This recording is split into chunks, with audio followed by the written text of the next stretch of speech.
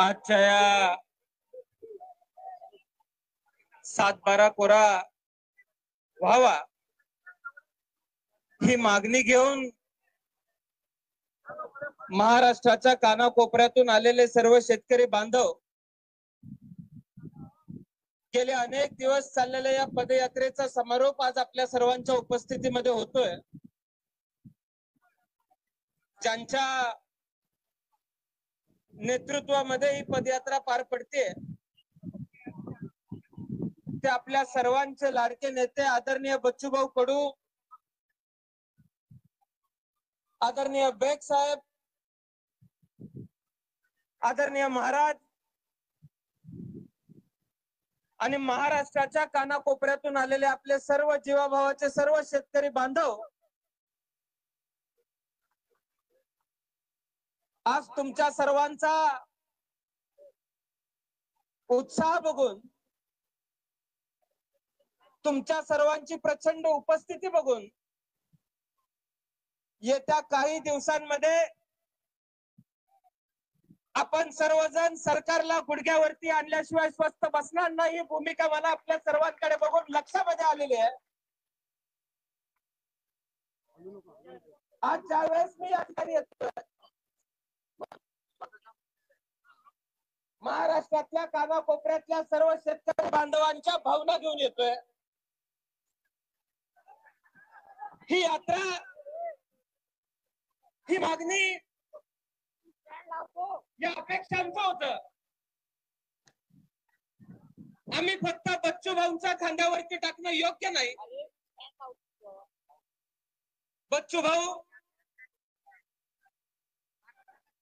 या मागण्यांचं होतं, फक्त तुमच्या खांद्यावरती टाकता तुमचा छोटा भाऊ म्हणून आमच्या खांद्यावरती आम्ही घ्यायला तयार आहे। आज आम्ही सगळीकडे येतोय। महाराष्ट्राच्या गावगाड्यामध्ये गेलं तर तूर उत्पादक शेतकरी, कापूस उत्पादक शेतकरी, सोयाबीन उत्पादक शेतकरी, द्राक्ष उत्पादक शेतकरी, ऊस उत्पादक शेतकरी कोणी समाधानी आहे असं मला वाटत नाही। आज मी सुद्धा माझ्या वडिलांकडे ज्यावेळेस बघतोय त्यावेळेस एका सर्वसामान्य शेताच्या कुटुंबातनं ते बाहेर आलेले आहेत। बच्चू भाऊ, मी तुम्हाला सांगू इच्छितो, अवघा 23 वर्ष वय असावं माझ्या वडिलांचं। व्यसनाच्या आहारी जाऊन आमचे आजोबा वारले, पण मी तुम्हाला सांगू इच्छितो माझ्या आजीनं आणि माझ्या वडिलांना फक्त शेतीच्या जीवावरती त्या काळामध्ये 50,000 रुपयांचं कर्ज फेडलं होतं। काबाड कष्ट करावं लागतं।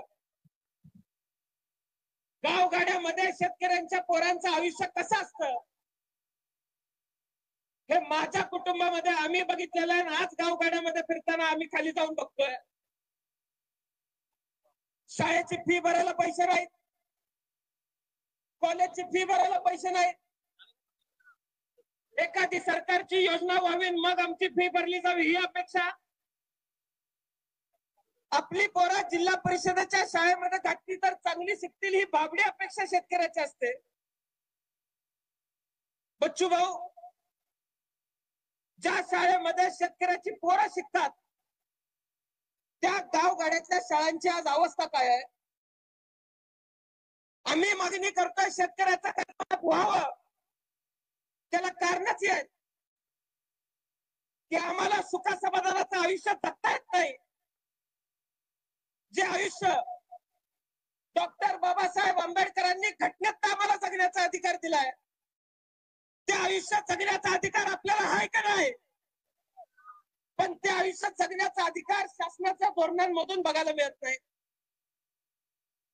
मी आज या ठिकाणी येत असताना बऱ्याच ठिकाणून मला फोन आले, काही लोकांनी मला बच्चूभाऊ थांबवण्याचा प्रयत्न केला, की बच्चूभाऊ देखील मंत्री होते, त्या काळात त्यांनी काय केलं असा सवाल मला त्यांनी केला. मी त्यांना सांगितलं, पंजाबच्या सीमेवरती तिथला शेतकरी दिल्लीच्या सीमेवरती येऊन आंदोलन करत होता,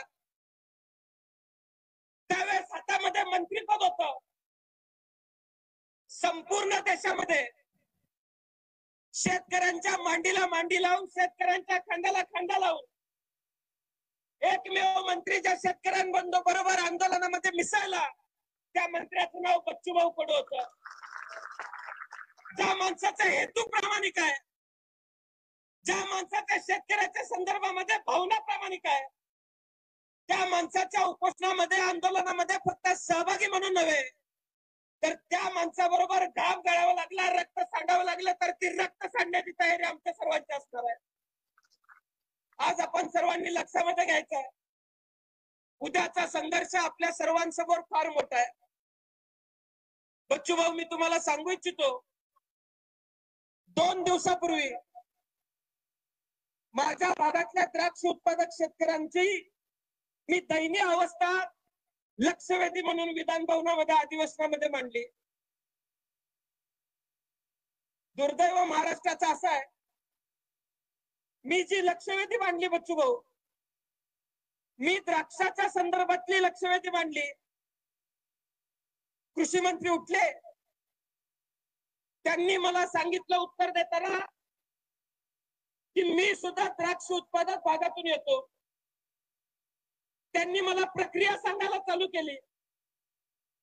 बच्चूभाऊ लोकप्रतिनिधी म्हणून द्राक्ष उत्पादक भागातून निवडून येतात आणि द्राक्ष कशी उगवतात हे सुद्धा कृषी मंत्र्यांना माहित नव्हतं. मी त्यांना म्हणलं, शासन मला चुकीचं उत्तर देतंय, आपल्याला द्राक्षाची उगवण्याची प्रक्रिया माहित नाही. मला तुम्ही दिलेलं उत्तर मान्य नाही म्हणून मी लक्षवेधीला उत्तर देताना सांगितलं, ज्यांना शेती समजत नाही अशी माणसं आज या राज्याच्या शेती मंत्री म्हणून बसलेली आहेत. आमची प्रामाणिक भावना आहे, माझी शासनाला विनंती असणार आहे, आज इथे येऊन जनसमुदाय बघण्याची त्यांनी आवश्यकता आहे. इथल्या शेतकऱ्यांची भावना समजून घेणारा शेती मंत्री या महाराष्ट्राला मिळाला पाहिजे आणि ज्याला शेतीतलं कळतं असा शेती मंत्री मिळाला पाहिजे. अशी जर भावना आम्ही व्यक्त केली तर काय चुकीचं आहे? हे शेती मंत्री द्राक्षाचं नुकसान झालेलं बघायला जातात आणि तिथं शेतकऱ्यांना काय म्हणतात की इथं ढेकळांचा पंचनामा करायचा काय? आज तुमच्या कल्पक बुद्धीकडे बघून आम्हाला सुद्धा प्रश्न पडतो, ढेकूळ मातीचा आहे का ढेकूळ तुमच्या बुद्धीचा आहे? हा सुद्धा प्रश्न तुमच्या कल्पक बुद्धीकडे बघून आमच्याकडे आम्हाला पडतोय. आज बच्चूभाऊंसारखं नेतृत्व या राज्यातल्या शेतकऱ्यांच्या साठी उभारलेला आहे. आपण सर्वांनी या पुढच्या काळामध्ये काळजी घ्यायची की आपला नेता एकटा पडला नाही पाहिजे, आपला नेता एकटा संघर्षामध्ये पडला नाही पाहिजे. ज्यावेळेस आपला नेता संघर्ष करतो त्यावेळेस तुमच्या आमच्या ताकदीच्या जोरावरती आपला नेता संघर्ष करत असतो.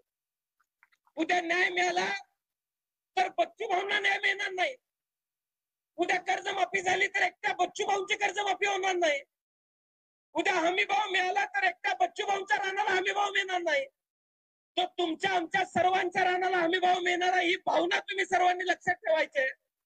आणि शेवटपर्यंत बच्चूभाऊंबरोबर या मागण्यांच्या बरोबर उभा राहण्याची भूमिका आपण सर्वांनी घ्यायची आहे. बच्चूभाऊ, या सगळ्यांच्या साक्षीने मी तुम्हाला सांगतो, या महाराष्ट्राच्या विधानसभेचा सदस्य म्हणून आणि आराराबांचा मुलगा म्हणून माझ्या शेवटच्या श्वासाबरोबर पर्यंत मी तुमच्या मागण्यांबरोबर तुमच्या बरोबर उभा असेल, एवढंच आज या ठिकाणी मी सांगतो. आणि मी मनापासून आपल्या सर्वांचा आभार मानतो.